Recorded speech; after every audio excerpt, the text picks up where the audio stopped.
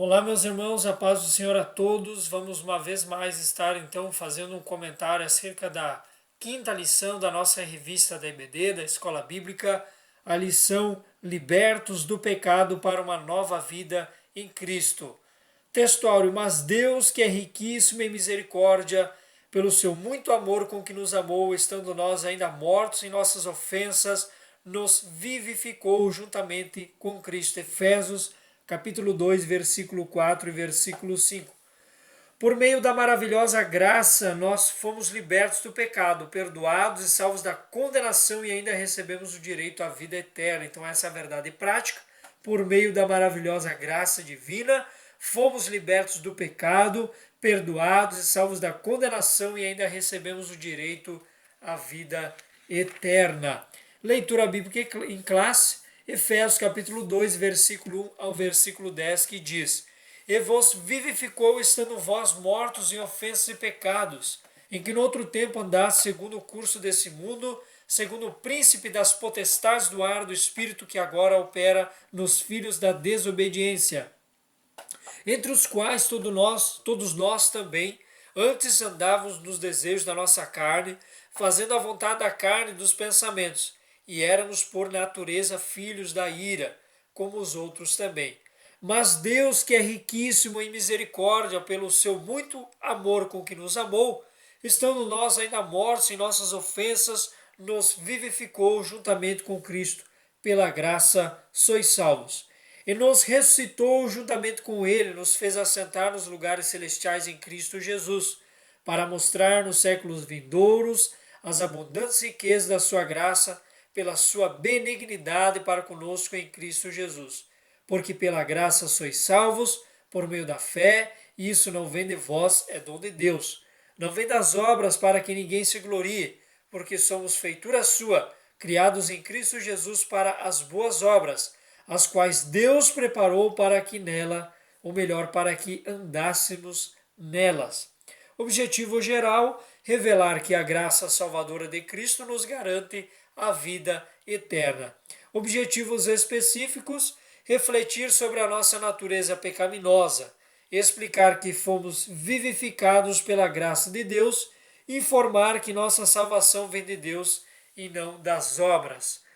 Vamos para o comentário, então, a introdução. A presente seção da Epístola aos Efésios apresenta revelantes, ou melhor, relevantes aspectos doutrinários da salvação. Nela, o apóstolo descreve a libertação dos pecados como um favor imerecido dado por Deus aos salvos, a fim de que eles desfrutassem de uma nova vida em Cristo. Então, nós encontramos um material muito rico, muito importante, de suma importância para a compreensão, para o entendimento da salvação de Deus, de toda a obra, todo esse processo de Deus de salvação na vida do ser humano. É isso que nós vamos estudar especificamente sobre esse favor merecido dado por Deus, que é a libertação dos pecados, dessa natureza pecaminosa que está impregnada em todo o ser humano. Primeiro subtópico: antiga natureza, morte, ofensa e pecados. No início da epístola, o apóstolo Paulo lembra que antes da regeneração estávamos mortos em ofensas, pecados, e éramos, por natureza, filhos da ira. Primeiro subtópico: nossa condição anterior. E nos, ou melhor, e vos vivificou, estando vós mortos em ofensas e pecados. Diz o primeiro versículo. A palavra ofensa, do grego paraptoma, tem o sentido de passo em falso de forma deliberada. O termo para pecado é amartia, o qual descreve como aquele que erra o alvo. Em vista disso, o homem, em sua natureza decaída, é diagnosticado como morto, ou seja, uma declaração da real condição das pessoas sem Deus. Então, a condição de alguém que está sem Deus, de alguém que ainda não conheceu, não reconheceu a Cristo, não foi regenerado, não recebeu ainda esta salvação de Deus, é a condição de alguém que está morto, de alguém que não tem vida. A condição dessa pessoa é alguém que está inerte, que não possui vida em si mesmo. A palavra ofensa, quando nós observamos lá que nós estamos mortos em nossas ofensas e pecados, diz aqui que é o passo de forma deliberada, um passo em falso de forma deliberada, que é a palavra que está no original, né, lá no grego, ou seja, significa passo em falso de forma deliberada, ou seja, de forma proposital, onde há intenção por causa da natureza humana, por causa da natureza pecaminosa, essa pessoa dá passos falsos de forma deliberada, de forma intencional, porque isso faz parte da sua natureza. E aqui diz na sequência também que o termo pecado significa aquele que erra o alvo. Então, como ele dá o passo em falso deliberadamente, intencionalmente, ele erra o alvo, ele não consegue acertar o alvo. Ele não consegue fazer a vontade de Deus por sua própria vontade, por suas próprias obras, por seu próprio desejo. Ele não consegue acertar, não consegue fazer aquilo que é bom, porque a sua natureza é pecaminosa.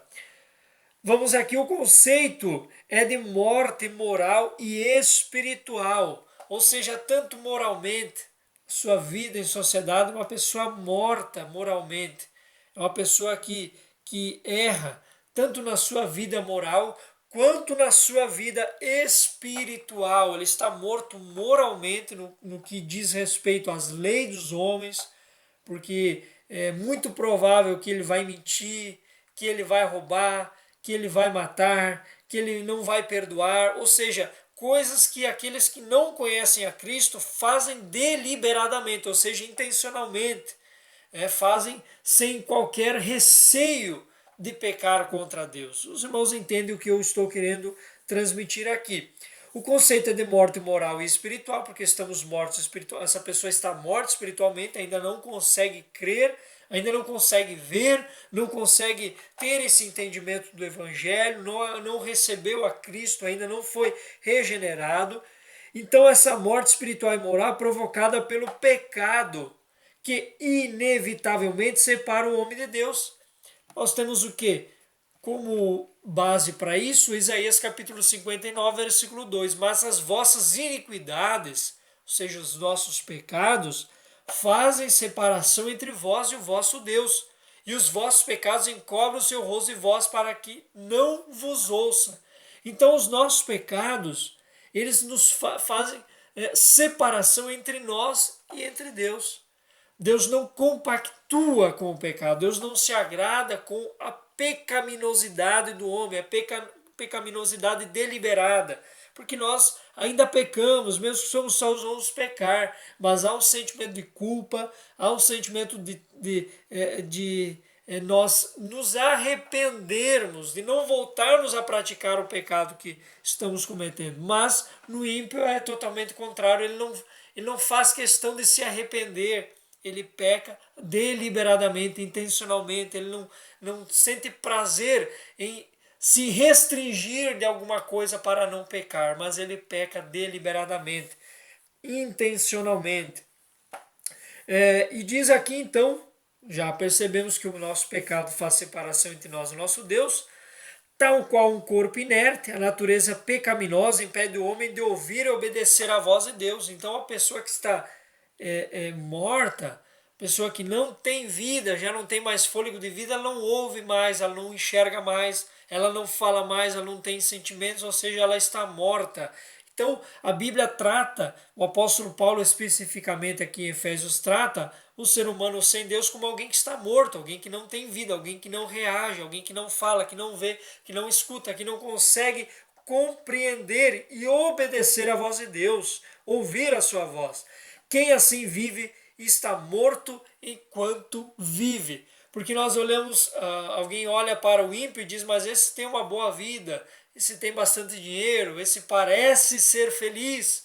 E aí nós vemos que na verdade ele está vivo, mas está na verdade morto, porque ele ainda não conheceu a Cristo.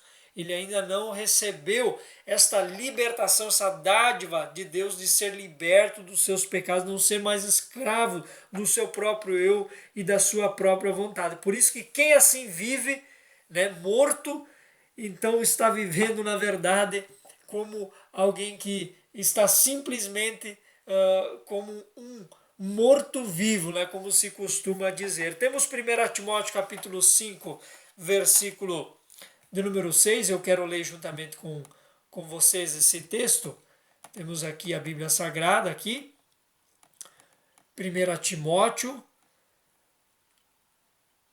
capítulo de número 5, versículo 6, que diz: Mas a que vive em deleites, vivendo está morta. Ou seja, os deleites, os prazeres pecaminosos, as vontades pecaminosas, as paixões humanas. A pessoa que assim vive nessas coisas, na verdade, ela está vivendo morta, vivendo morta. Então é a Bíblia, é a palavra de Deus. Vamos para o segundo subtópico, as nossas ofensas e pecados. A má conduta em que no outro tempo andastes é descrita por Paulo por meio da metáfora do ato de andar. Refere-se às atitudes erradas adotadas na vida passada do salvo antes da regeneração. Então o apóstolo Paulo vai usar essa metáfora então do andar, do caminhar, para nos mostrar as atitudes que cometíamos quando éramos filhos da ira, como o apóstolo Paulo vai dizer. O tempo que nós andávamos lá atrás, antes de nós sermos regenerados, sermos adotados, sermos perdoados por Cristo. Temos aqui, andaste segundo o curso desse mundo. O apóstolo Paulo diz: os costumes eram praticados conforme o sistema mundano da época, tais como a imoralidade, o furto e a mentira. Uma constatação de que o salvo não deve tomar a forma do mundo, relativizar o pecado e muito menos ajustar-se à maneira de viver do seu tempo. Aí temos Romanos capítulo 12, versículo 2. Não vos conformeis a esse mundo, mas transformai-vos pela renovação do vosso entendimento, para que experimenteis qual seja a boa, agradável e perfeita vontade de Deus. O apóstolo Paulo diz: não vos conforme a esse mundo, não tomem a forma desse mundo, mas transformai-vos pela renovação do vosso entendimento segundo a palavra de Deus, para nos aperfeiçoarmos segundo a boa, perfeita e agradável vontade de Deus. Então, costumes mundanos daquele tempo, sistema mundano daquele tempo, talvez seria outro, mas pecado não deixou de ser pecado. Aquilo que era errado naquele tempo, hoje não deixou de ser errado. Então muitas pessoas, muitas vezes relativizam, ou seja, criam brechas ou um porém em certas situações, em certas ocasiões para pecar. E a Bíblia Sagrada não mudou, Jesus Cristo não mudou, a vontade de Deus não mudou. Então nós não podemos relativizar como o mundo relativiza. Ah, mas eu acho que isso aqui não tem problema. A Bíblia aqui, de certa forma, ela não está falando isso. Então cria-se um porém, cria-se um porquê, se relativiza a palavra e aí as pessoas acabam se ajustando à forma desse mundo, ao sistema mundano e se desajustando à vontade de Deus. E a Bíblia diz o quê? Que aquele que quer ser amigo do mundo constitui-se inimigo de Deus. Vamos para a segunda parte então desse andasse. Andasse segundo o príncipe da potestade do ar. Uma alusão a Satanás que exerce autoridade sobre os poderes do mal. Indica que os agentes malignos têm a capacidade de influenciar os homens desobedientes e incrédulos. Aí nós temos alguns textos aqui, eu vou seguir adiante, para não ficar muito longo esse estudo. Então aqui diz também de alguém que anda segundo o príncipe da potestade do ar. Então, além de nós termos o inimigo da nossa, que na verdade é o nosso próprio eu, que um dos maiores inimigos do homem é o seu próprio eu, a sua própria vontade, nós temos o inimigo da nossa alma, que é Satanás. E o apóstolo Paulo descreve como o príncipe da potestade do ar, um poder espiritual, que a todo tempo tenta jogar dardos, flechas, para tentar, de alguma forma, desvirtuar a nossa fé, nos fazer pecar, nos fazer desobedecer. Então, no outro tempo, nós andávamos segundo aquilo que o príncipe das potestades do ar, Satanás, queria que andássemos, desobedecendo a Deus e a sua palavra. Mas, adiante na carta, Paulo alerta que a nossa luta é contra tais seres do mal. Alguém diz assim, mas nós lutamos contra as pessoas que querem muitas vezes oferecer algo, contra alguém que mente para nós, contra alguém que nos fere, que nos calunia, contra alguém que diz inverdades, mas a nossa luta não é contra a carne, não é contra seres humanos, não é contra pessoas, mas é contra as hostes e os poderes espirituais, né, da maldade que operam, né, nesse mundo, o sistema mundano. Tudo isso caminha para fazer a vontade de Satanás, para que aqueles que são filhos da desobediência continuem nesse caminho de desobediência e não se voltem para Deus. E o apóstolo Paulo diz que a nossa luta não é então contra a carne e contra o sangue, mas é contra as hostes e os poderes espirituais, é contra Satanás e contra, né, as suas ardis palavras, contra as suas ardis, as suas artimanhas, né, para tentar desvirtuar e manter aqueles que ainda não conhecem a Cristo nesses caminhos pecaminosos. Contudo, não é necessário temer, pois Deus exaltou a Cristo acima de todos eles, ou seja, Cristo está exaltado acima de todos esses poderes espirituais. Também andávamos fazendo a vontade da carne e dos pensamentos, refere-se à inclinação para fazer o mal, algo inerente à natureza humana, ou seja, que está na nossa natureza, faz parte de nós. Essa inclinação para fazer o mal está na nossa natureza. Aí nós temos Gênesis capítulo 6, versículo 5, que é o momento em que Deus olha para a terra antes do dilúvio e vê que toda a raça humana estava vivendo segundo a sua própria vontade, segundo o seu próprio querer, fazendo tudo conforme o desejo pecaminoso do seu coração. Então, Deus vê ali a humanidade caminhando para um beco sem saída. Por isso que Deus acaba enviando o dilúvio. Deus havia sentido muita tristeza pela forma como o ser humano estava se comportando. Então isso está ligado à natureza humana, esse desejo pecaminoso, essa inclinação para uma, essa facilidade para fazer aquilo que é mal. Como eu sempre digo, é muito mais fácil você ensinar alguém a fazer coisas maldosas do que ensinar alguém a fazer algo bom, porque as coisas más já estão ali impregnadas no ser humano. Agora, quanto àquilo que é bom, já é muito difícil, já é algo mais árduo para se fazer, para que essa pessoa possa verdadeiramente ser alguém bom, íntegro na presença de Deus. Estão incluídos aqui os pensamentos pervertidos e a prática de todos os desejos desordenados da carne. Como resultado, éramos filhos da ira, isto é, condenados e desprovidos do favor divino. Paulo sublinha que essa era a nossa condição. Entretanto, aprove ao Pai nos eleger e nos predestinar para filhos da adoção, o ato de misericórdia. Vamos para Efésios, capítulo 4, versículo 18, que temos aqui como um texto a ser lido aqui, que foi colocado pelo autor desse estudo, pelo comentarista. Efésios, capítulo 4, versículo 18, vamos fazer a leitura, que diz: entenebrecidos no entendimento, ou seja, obscurecidos no entendimento, separados da vida de Deus pela ignorância que há neles, pela dureza do seu coração. Então, pela dureza do nosso coração, do coração do homem, que ainda não reconheceu a Cristo, que ainda não reconheceu ao Senhor como seu único e suficiente Salvador, não foi liberto ainda dos seus pecados para uma nova vida em Cristo Jesus, essa pessoa está com o seu entendimento entenebrecido, ou seja, obscurecido, a escuridão no seu entendimento. Está separado da vida de Deus pela sua própria ignorância. E aqui ignorância não é alguém que é burro, mas é alguém que não entende, alguém que não consegue compreender, justamente porque está entenebrecido. A palavra ignorância justamente significa ausência de entendimento, escuridão, ausência de entendimento, ausência de luz. Então a palavra de Deus, ela é perfeita, ela é completa e ela nos traz esse entendimento nessa noite.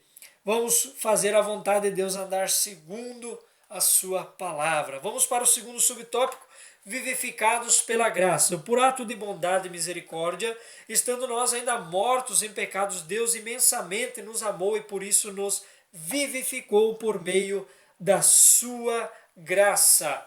Primeiro subtópico, alcançados pela misericórdia e pelo amor divino. Após constatar a situação da humanidade sob a ira de Deus, Paulo passa a descrever os atos divinos de amor e de misericórdia que alteraram o quadro caótico da raça humana. Então, como eu sempre venho frisando nesses estudos, não havia saída, não havia um norte, o homem, mesmo Deus dando leis cerimoniais aos homens ali, onde o ser humano, através dos sacerdotes, todo ano, realizava ali um sacrifício para perdão dos pecados dos seres humanos, das pessoas. Esse sacrifício, ele era, de certa forma, não completo, porque nós sabemos que o verdadeiro e único suficiente sacrifício perfeito foi o sacrifício do sumo sacerdote da nossa alma, Jesus Cristo, que entrou de uma vez por todos os santos dos santos e realizou um sacrifício perfeito para perdão dos pecados de toda a humanidade.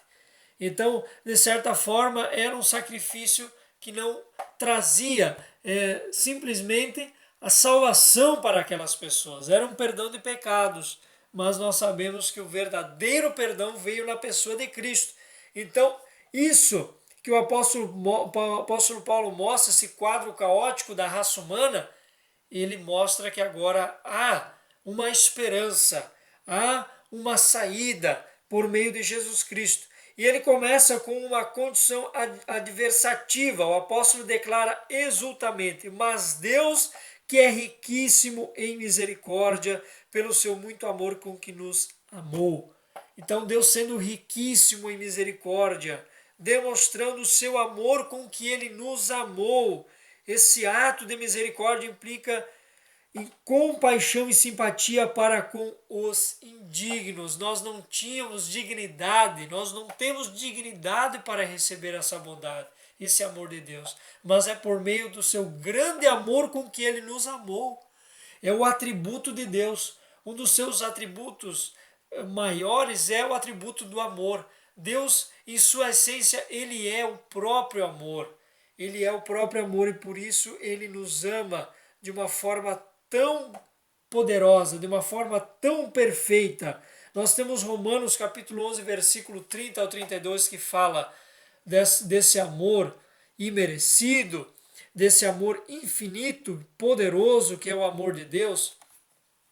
Romanos 11, versículo de número 30 ao 32. Vamos lá, Romanos 11, 30 ao 32, que diz: porque assim como vós também antigamente fostes desobedientes a Deus, mas agora alcançados misericórdia pela desobediência deles, assim também estes foram desobedientes para também alcançar misericórdia pela misericórdia a vós demonstrada. Porque Deus encerrou a todos debaixo da desobediência para com todos usar de misericórdia. Então, quando veio a lei, eu falei lá da lei cerimonial, tínhamos a lei civil e temos a lei moral. E a lei moral apontava para o pecado do homem. A lei moral que foi lá no monte que Deus deu a Moisés, o Monte Sinai, a lei moral então apontava justamente para o pecado, onde o homem falhava, ela botava o dedo na ferida, mas ela não trazia perdão, não trazia salvação, simplesmente apontava: olha, aqui que o ser humano está errando, é aqui que o ser humano precisa acertar o alvo, não pode errar. Mas quando veio o perdão de Cristo Jesus, a lei de Cristo, a sua graça, o seu evangelho, ele veio justamente para salvar. Então, Deus encerrou a todos debaixo da desobediência para com todos de misericórdia. Porque todos desobedeceram a lei, ninguém conseguiu obedecer a lei. Então, todos foram encerrados debaixo da desobediência por meio da lei. Mas, vindo Jesus Cristo, vindo a sua graça, Deus nos deu o arrependimento para que nós pudéssemos agora crer em Cristo Jesus e pudéssemos ser salvos da ira vindoura. Vamos para a sequência. A carta aos Efésios ensina que ao prover à humanidade o meio de escape da imerecida ira, Deus não se mostra apenas misericordioso, mas abundante em misericórdia. E essa riquíssima misericórdia procede do seu muito amor com que nos amou. A Bíblia enfatiza que foi a magnitude desse amor que motivou a nossa salvação. João capítulo 3, versículo 16, que diz: porque Deus amou o mundo de tal maneira que deu seu Filho unigênito para que todo aquele que nele creia não pereça, mas tenha vida eterna. Então, porque Deus amou o mundo de tal maneira que deu seu Filho unigênito, ou seja, esta maneira, a tal maneira, é uma maneira assim, ó, que nós não podemos imensurar. Então, ele amou de uma forma maravilhosa, dando o seu próprio Filho, entregando-se a si mesmo em amor para morrer em nosso lugar e nos perdoar, para nos salvar. Nós temos também 1 João capítulo 4, versículo 9, eu quero fazer leitura também desse texto.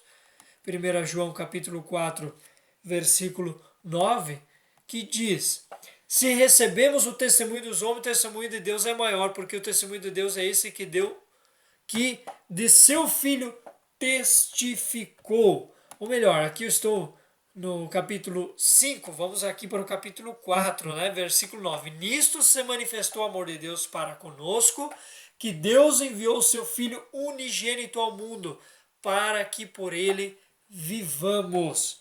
Nisto consiste o amor de Deus, está consistido nisso. A base do amor de Deus, nós vemos que realmente Deus ama a humanidade, e consiste em que ele enviou o seu próprio Filho para morrer em nosso lugar.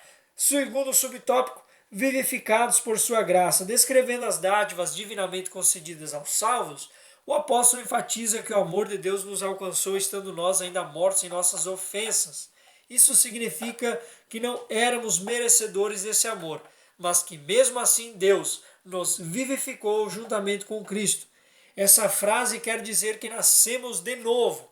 Então, essas são as dádivas de Deus, né, que vem no pacote da salvação, podemos dizer assim.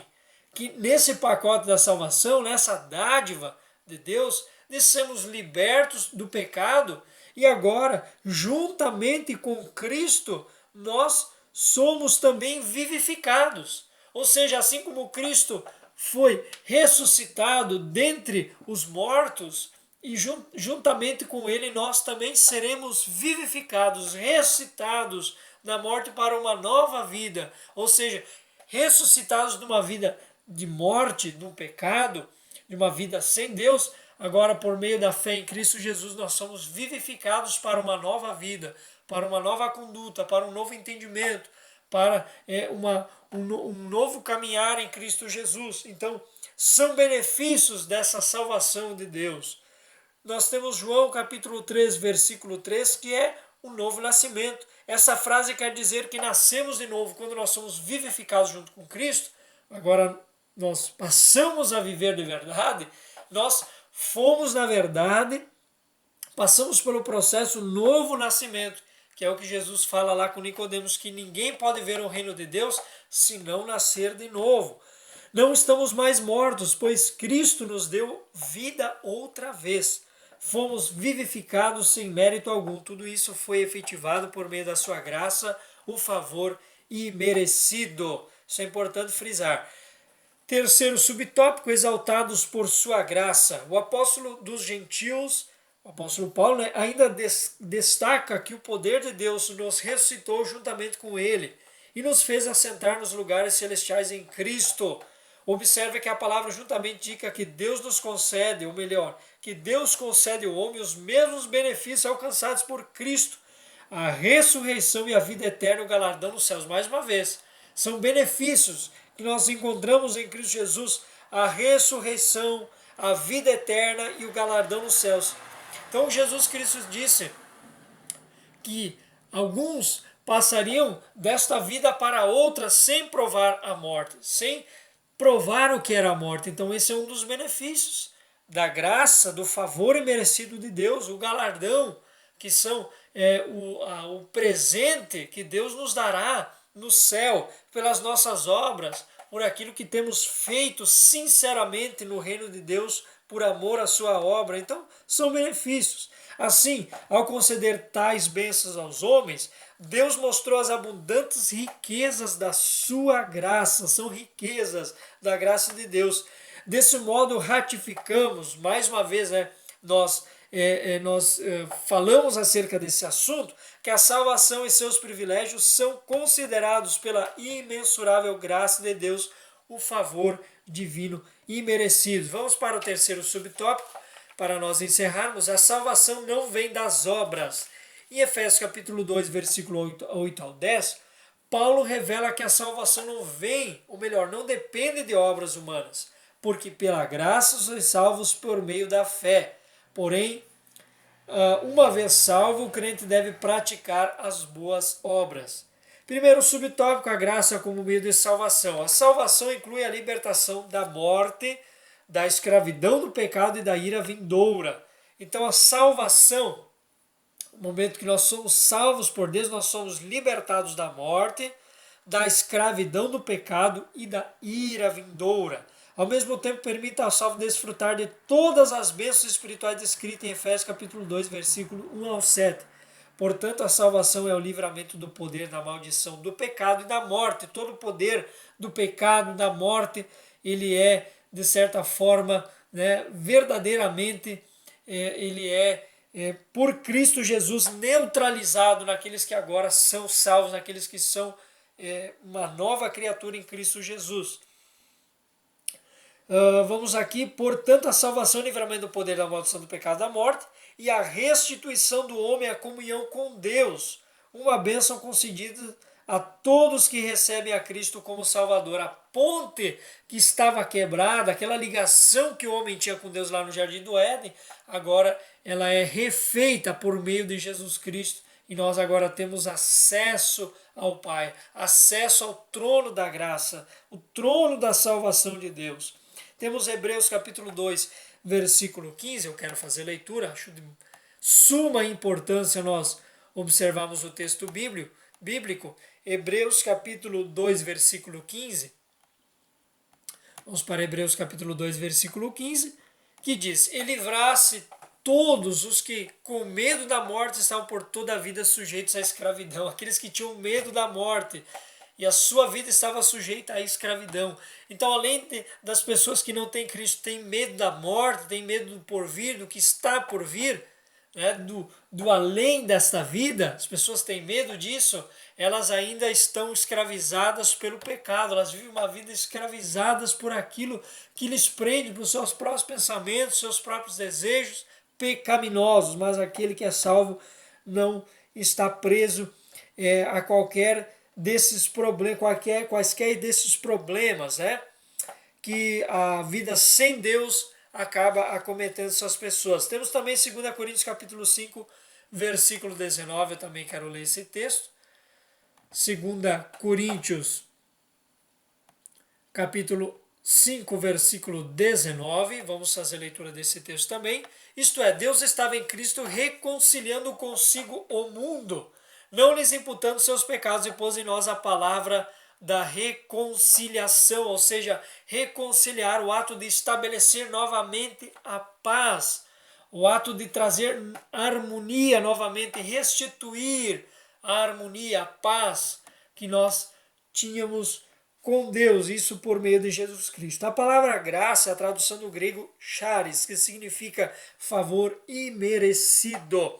Ela mostra que a iniciativa para tornar possível a salvação veio da parte de Deus. Então, o processo de Deus que tornou possível a salvação para todos os homens. É por meio da graça que Deus ativa o livre-arbítrio e capacita o pecador para que responda com fé ao chamado do Evangelho. Todavia, ainda assim o ser humano é livre para escolher entre dois caminhos, salvação e perdição. Sua liberdade não foi eliminada e a graça pode ser resistida. A fé deve ser considerada como aceitação da obra realizada por Cristo em nosso favor. Ela é a resposta à graça de Deus através da qual recebemos a salvação. Então é importante, a Bíblia diz que com a boca se confessa e com o coração se crê que Cristo Jesus é o Senhor. Então é importante que a pessoa confesse, que a pessoa diga com seus lábios e no seu coração creia que Jesus Cristo é o Senhor, para que ela possa desfrutar de todos esses benefícios, inclusive do perdão dos seus pecados e também da libertação desse pecado, da escravidão do pecado. Essa pessoa é liberta agora para viver uma nova vida em Cristo Jesus. Segundo subtópico, que é a última parte aqui do nosso estudo, então, Obras como evidência da salvação. Aqui Paulo usa duas negações para endossar a origem da salvação.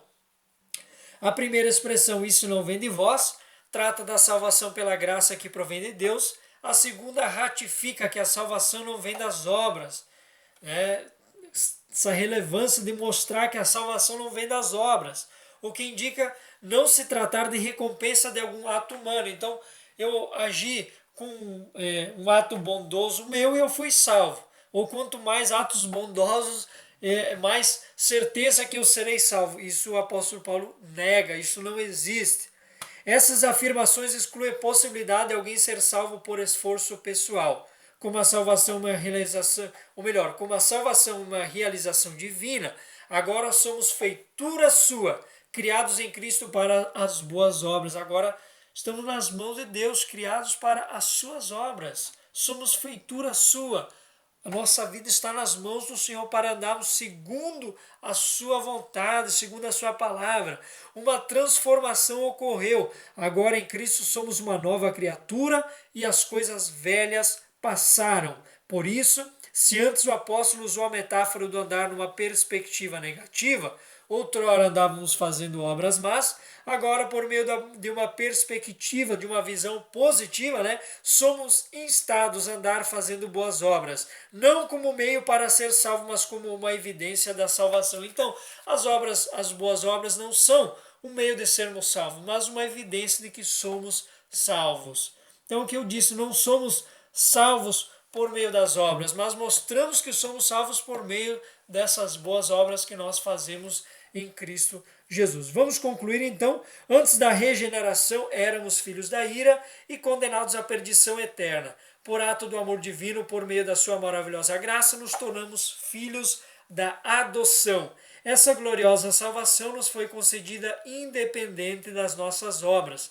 A partir da salvação, passamos a praticar boas obras para que, ou melhor, a partir da salvação, passamos a praticar boas obras que glorificam a Deus, nosso Pai. Amém, meus irmãos? Meu desejo é que Deus abençoe suas vidas, que vocês possam aprender, ou melhor, que vocês possam ter aprendido muito com essa lição, e que Deus abençoe a todos vocês e as vossas famílias, e até mais, até breve. Deus abençoe em nome de Jesus.